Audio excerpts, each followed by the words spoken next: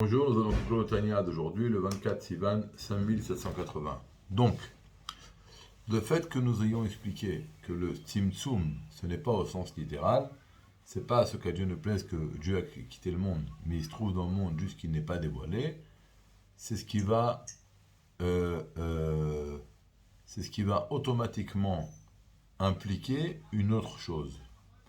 Ça va impliquer que, tout simplement, on ne peut pas expliquer la notion de Sovev Kolalmin que Dieu, quand on dit que Dieu, la lumière de Dieu entoure les mondes, c'est également non au sens littéral. Parce qu'on ne peut pas dire que Dieu ne se trouve pas dans le monde.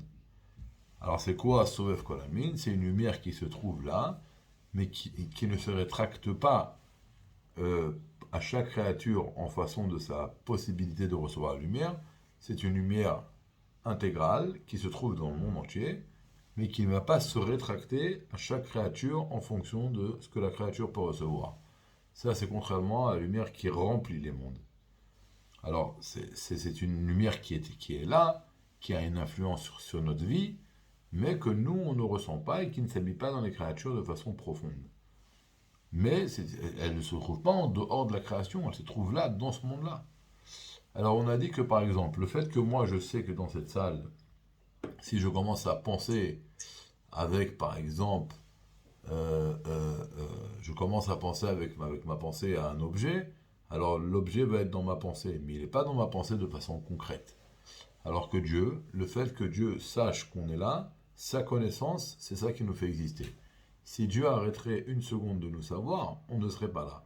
Ça, c'est Sovev Kolalmin. C'est-à-dire que Dieu, il est partout dans le monde, et il sait qu'il y a un monde, comme quelqu'un, il sait ce qui se passe avec lui-même, et cette connaissance de Dieu, c'est ça qui donne la force au monde d'exister. C'est ça qui crée le monde à chaque seconde.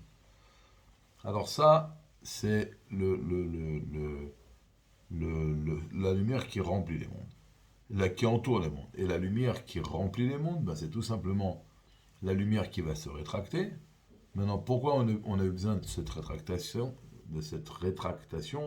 que l'énergie divine va se rétracter et s'habiller dans chaque créature, ben c'est pour créer les limites du monde.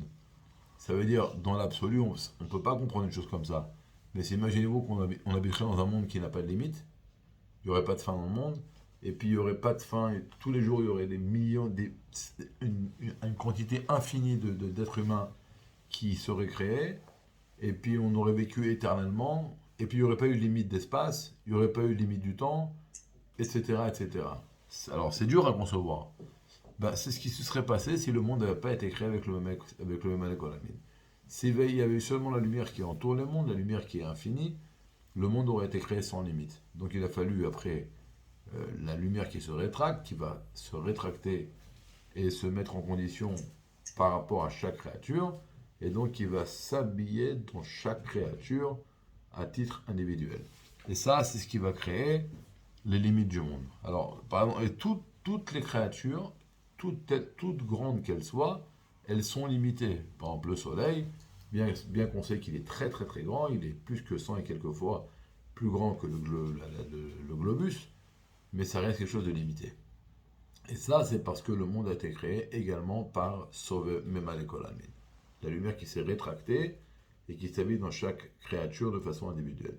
En tout cas, le point très très important qu'on a étudié aujourd'hui, c'est le point culminant du Tanya d'aujourd'hui, c'est que après qu'on a expliqué que le Tzimtzum il n'est pas au sens littéral, ça va automatiquement impliquer qu'on est obligé d'expliquer la notion que la lumière de Dieu entoure les mondes, pas au sens littéral que Dieu se trouve en dehors de la création, parce qu'encore une fois, on a dit dans le Zohar que Dieu il est partout, et que s'il n'était pas là, il n'y aurait pas l'union des quatre Isodot, de l'eau, du feu, etc., etc.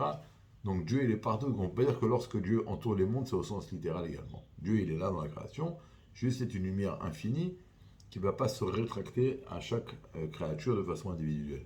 Mais c'est elle qui crée le monde du néant existant, et c'est elle qui fait que le monde existe à chaque seconde. Et après, on a besoin de même aller pour que toutes les créatures qui existent à chaque seconde du néant existant, chacun va avoir sa limite, ses caractéristiques, d'accord, c'est les choses qui lui sont propres, comme on l'a dit, ça va être la limite du temps, la limite de l'espace, etc., etc.